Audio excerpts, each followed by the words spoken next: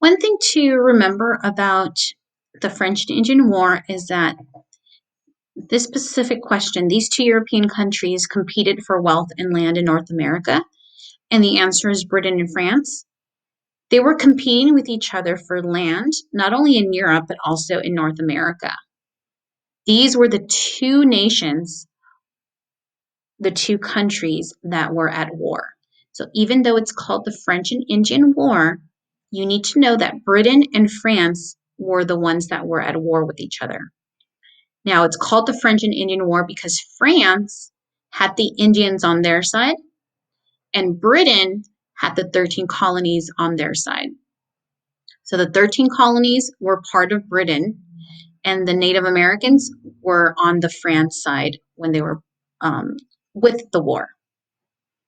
Another important fact is that many of the French colonists that lived in North America, they were part of the fur trade. Okay, so that's important to know because that's how they were making their money, and that's why it was so important for them to control the land, especially up in North America.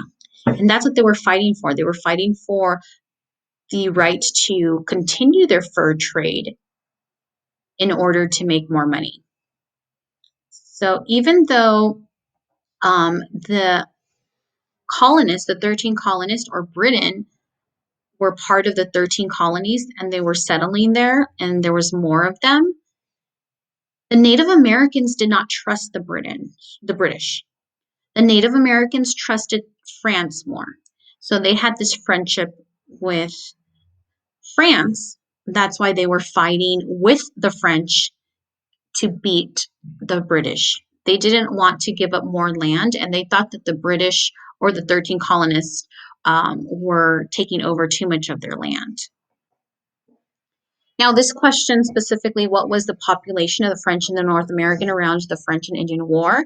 It's important to note, you don't have to know the exact number, but it's important to note that there was only 60,000, which is a low number, compared to, let's look at the next question. How much of the population was English?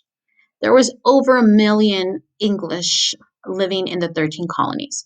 So as you could see, that's a big difference. Oops. French, they only had 60,000 taking over that area.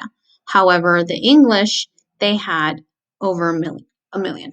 That's an important fact because there was more of the British, even though I keep referring to the British as the colonists, because remember, the people living in the 13 colonies, they were considered British subjects.